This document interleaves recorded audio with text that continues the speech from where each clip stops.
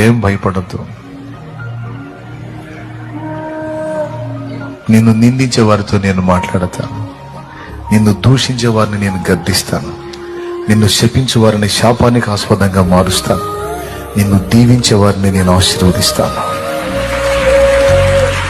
నిన్ను గొప్ప జనముగా చేస్తాను, నిన్ను గొప్ప జనముగా చేస్తాను.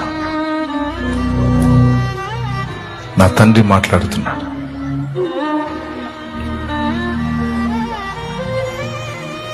అంతవరకు విశ్వాసము గలదానివే, విశ్వాసం గలవాడివై పోరాడు. అపజయాలు ఎదురైనప్పుడు వెనుకంజ వేవాకు. నువ్వు పోరాడుతున్న అంధకార శక్తులతో, మనుషులతో కాదు, మనుషులు వెనకుండా ఆటాడిస్తున్న దురాత్మలతో నువ్వు పోరాడుతున్నావు.